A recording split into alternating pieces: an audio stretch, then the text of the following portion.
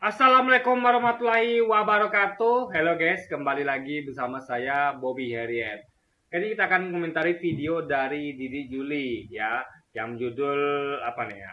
Ini sebenarnya video mereka nih guys ya.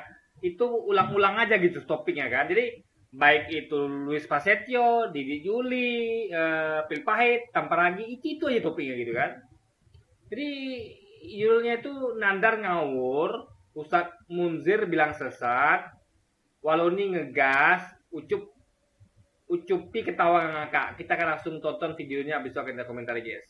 Lalu sebetulnya siapa Pak yang disalib itu? Saya tidak mau kemudian bertele-tele Pak ya.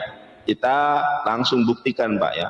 Yang ternyata yang disalib itu adalah Yudas Pak, bukan Yesus. Siapa yang bilang Yudas Iskariot? Saya Naskahnya, manuskripnya mana? Matius 27 ayat ke-5 Pak. Hati-hati penyesatan, ini tafsir loh ini. Saya jawab berdasarkan tafsir Ibnu Katsir. Ketika Isa dikepung di sebuah rumah dengan kaum Hawariyun, 12 sahabat. Ini tafsir Ibnu Katsir loh, bukan qala Munzir. Ya. Keliling sudah pasukan Romawi. Yahudi itu penakut sebenarnya mas. Dia memanfaatkan Romawi untuk membunuh Yesus Isa Al-Masih ketika itu. Apa kata Isa? Ini 6 kiri 6 kanan keliling dia. Sahabatku, siapa yang bersedia wajahnya diripkan dengan wajahku, tapi risikonya mati disalib, imbalannya kelak bersamaku di sorga. Aku ya Rasulullah, kata sahabat kaum Hawariyun. Diulang lagi oleh Isa Al-Masih, sahabatku, siapa yang mau wajah dimiripkan dengan wajahku, tapi akan dibunuh, akan disalib, tapi imbalannya bersamaku kelak di sorga. Aku ya Rasul. Sampai 3 kali.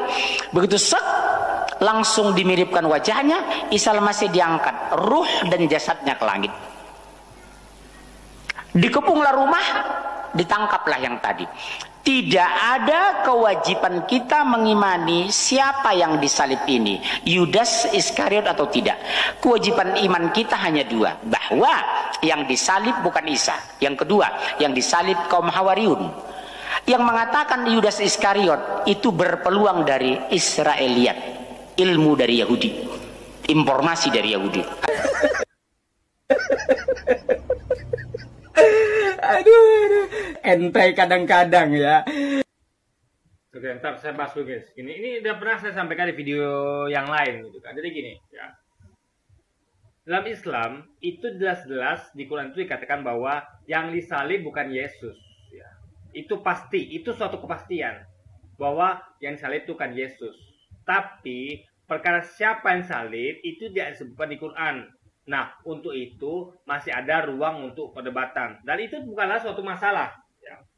Itu kalau masalah yang tidak disebutkan di Quran, ya kita boleh memperdebatkan, tidak masalah. Islam itu adalah agama yang membuka ruang untuk berpikir, membuka ruang untuk analisis, untuk hal-hal yang tidak dipastikan di Quran. Suatu yang belum pasti, alias masih tidak disebut siapa yang disalib. Yang pasti yang salib bukan Yesus. Jadi untuk selain Yesus itu yang salib itu siapa ya, yang itu masih bisa diperdebatkan gitu. Jadi yang penting masalahnya adalah Anda meyakini ya, tapi nggak boleh memastikan, ngerti nggak? Keyakinan itu hanya untuk pribadi. Misalnya kalau saya mungkin meyakini yang salib itu adalah Yudas atau yang lain gitu misalnya kan. Tapi itu tidak boleh dipastikan, gitu. Hanya boleh diyakini ya. Mungkin yang salib Yudas. Jadi sebatas kata mungkin, karena tidak ada disebut di Quran siapanya gitu. Jadi itu nggak penting. Jadi ketika Quran itu nggak membahas siapa yang disalib, berarti itu nggak penting. Yang penting adalah kita tahu bahwa Yesus tidak salib.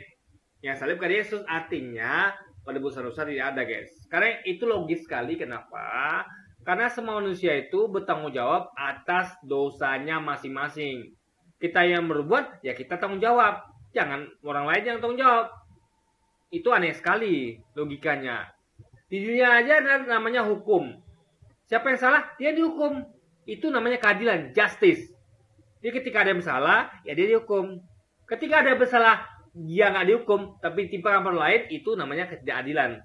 Islam adalah agama keadilan. Jadi siapa yang bersalah, dia dihukum. Di Kristen tidak ada begituan.